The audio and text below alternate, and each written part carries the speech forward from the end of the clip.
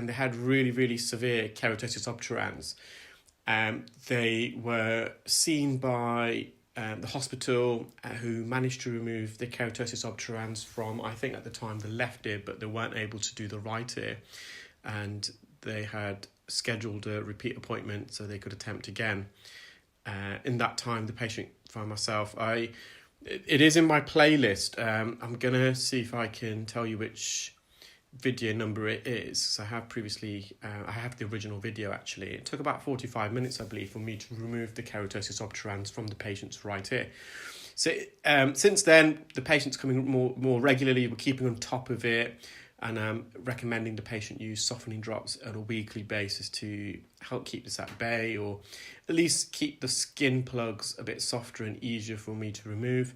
We're just in the left ear at the moment, and I've used a bit of suction. I'm just using a bit St. Bart's ear hook now, trying to detach the skin from the anterior canal wall. Whilst you're watching that, I'm just going to explain to any new viewers what keratosis obturans is, so you've got an understanding of the condition the patient's got, the cause of it, and the severity, and how it can be challenging to remove. So everyone's ear canals and the outer layer of the eardrum. So remember, the eardrum is composed of 3 membranes. The most lateral membrane, so when we say lateral, mean the one that's facing us, is lined of the same skin that lines the ear canal. The middle membrane of the eardrum is a fibrous connective tissue layer, which gives the eardrum its rigidity and strength. And the medial layer, so the innermost layer that's not visible to us, is a mucosa layer. So the mucosa is the same skin that lines the inside of your nose and mouth. And so in everyone's ears, as I said, there's skin that lines the ear canal and the eardrum. As this skin dies and sheds, it migrates sideways out of the ear. And the ear has the unique property of doing that, enabling that. Over millennia, we've evolved, so the skin that lines the ear canal, as it sheds, it migrates sideways like a conveyor belt.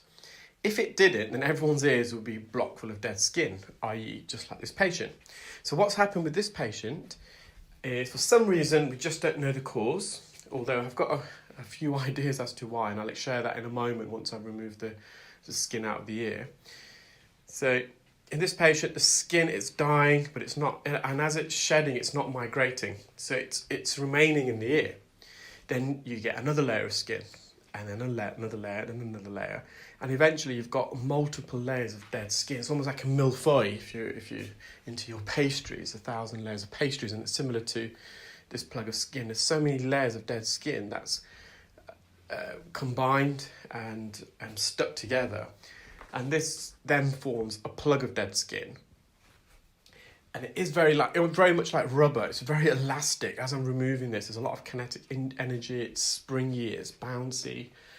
And this plug of dead skin expands, and it gets wider and wider and bigger in the ear, to the point where it can completely block the ear canal, and it can cause severe expansion of the ear canal, which this patient does have, and I'll come back to that in a moment. And it can be very, very painful. Now, with this patient, I suspect she's previously had a cholesteatoma, because the attic region, the top part of the eardrum, the bony part there is missing, and we call that an autoaticotomy. So when you've got a retracted eardrum, so when the eardrum is sucked in like you're on an aeroplane due to eustachian tube dysfunction, the skin at the top, the membrane, the eardrum, you can see the top part of the bones there is missing, and you can actually see the top part of the hammer bone, the neck of the hammer bone. So when you've got a retraction pocket, so when the eardrum is sucked in, and normally it's sucked in at the top, it creates a pocket. So that dead skin that normally sheds and migrates gets collected in the retraction pocket. That then leads to a cholesteatoma. So a cholesteatoma is when you've got a collection of dead skin and it's trapped in the retraction pocket at the top, and it gets infected. And then this grows inwards and upwards towards the brain, and it can be life-threatening in the worst-case scenarios if it's not treated. So it's very obvious that in the past, this patient has had a cholesteatoma, because they've got the eardrum sucked in, it's created a retraction pocket, and you've got a cholesteatoma there. The cholesteatoma is possibly what's diseased that bone and caused it to die, and so it's no longer there. And when you've got a cholesteatoma, you get discharge, and this discharge trickles from the top part of the eardrum to the base of the eardrum, which then creates a crater. You can see at the bottom there's a massive crater near the eardrum. Now that could be due to the keratosis obturans, the skin plug that's expanding and widening, but for me that seems like it would have been the discharge dropping from the top part of the eardrum due to the cholesteatoma, which has then landed at the base of the ear canal near the eardrum, and it's eroded it, it's diseased it, which is then creates a crater. And then this skin, as it's migrating outwards from the eardrum, it's getting trapped in that crater, thus leading to keratosis obturans. So that's what I feel is the cause behind this patient's keratosis obturans, based on the evidence that's before us. So we've cleared this skin plug, and I'm just trying to remove any layers of skin that's coating the canal wall, because this is not going to migrate by itself anymore.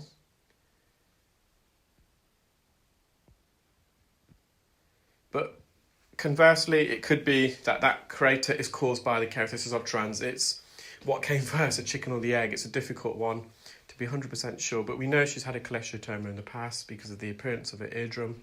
So we've cleared that ear. Now the eardrum was a bit inflamed and it was retracted still. So we did a pressure test and we measured the air pressure either side of the eardrum. And she has less air pressure behind her eardrum in the middle ear compared to the atmosphere. We call that negative middle ear pressure. And that's caused due to a blocked eustachian tube. So behind the eardrum, we have what we call the middle ear cavity. The air pressure in the middle ear cavity should be equal to the air pressure in the atmosphere, and what regulates the air pressure is a little tube that is connected the middle ear to the back of the nose. We call that the eustachian tube. If you imagine you're on an aeroplane, as you descend on the plane, the air pressure in the plane is greater than the air pressure behind your eardrum, so it forces your eardrum inwards and you feel blocked. And if you've got a functioning eustachian tube, you just close your mouth, pinch your nose and blow. You force air up your nose, up the eustachian tube to pop the eardrum back out. So you equalise the air pressure. But in some people, that eustachian tube is permanently blocked, and which therefore means there's no air in the middle ear cavity. The air gets sucked in by neighbouring cells, and it creates a vacuum effect, and your eardrum gets sucked in. And that's called eustachian tube dysfunction. And that's where you can then develop glue ear, because if that eustachian tube doesn't unblock itself, fluid that will normally drain out of it in the middle ear will collect in the middle ear because the eustachian tube is blocked, and you can get a retraction pocket at the top of the eardrum, a formation of cholesteatoma. So a lot of middle ear diseases is due to eustachian tube dysfunction. So we're just in the right ear now. The right ear also, the patient has keratosis obturans, but it's a bit more trickier in this ear because her ear canal entrance is a lot narrower than her left ear. And that's possibly why in the past the patients had problems having this removed at the hospital. So, but nonetheless, it didn't take us too long. We managed to remove this pretty without much difficulty on this occasion, because they have been using drops. They're following their maintenance plan. We're asking them to attend every 18 months to 2 years, which they are, and they're using drops on a regular basis to keep the skin soft. Sometimes the skin can get rock hard, and it makes it much more difficult.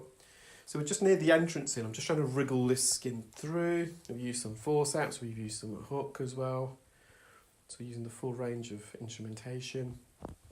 Similarly to the left ear, it's very spongy, it's very elastic. And what I'm trying to do, because the entrance of the ear canal is a bit narrow, I'm trying to stretch open the entrance of the ear. We're using the endoscope to make it bigger, which then enables me to remove the plugs out of the ear. You can see there's a big plug here that's just getting trapped near the entrance.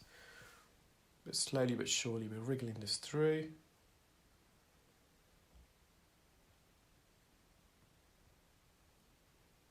There's a good old tussle there between myself and this plug of skin.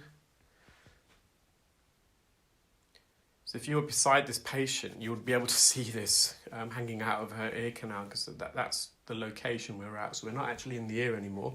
The endoscope at least is not in the ear. And this plug would be visible externally. So I'm just stretching the ear back open, just using a hook, just to separate the skin from the canal wall a bit.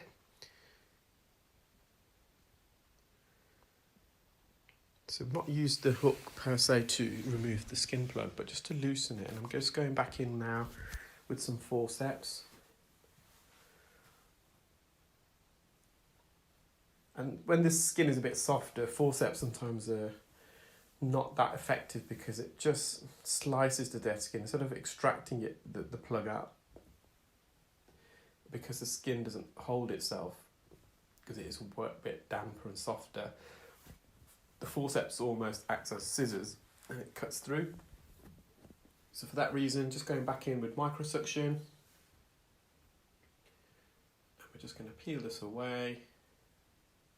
And if you stay tuned, you'll see some close-ups of the skin plugs, both all the contents in the tissue, and also zoomed in images of the two large plugs that are removed. You can just see how springy, it's almost like a coil. It's got so much, when you let go of the suction probe, it kind of bounces back into the ear. This plug of skin does.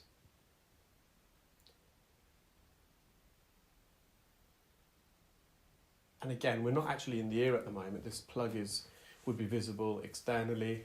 And we're just trying to wriggle it through the narrow entrance.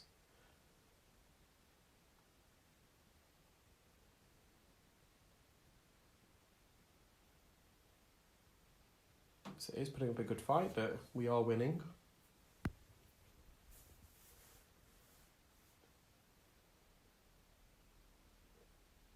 Almost there.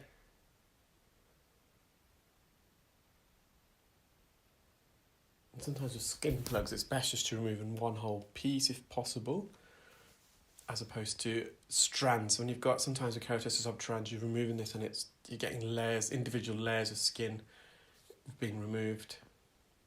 So if you can try to hold its shape, you can see I'm just going a bit deeper in the ear just to bring the medial end of this plug out.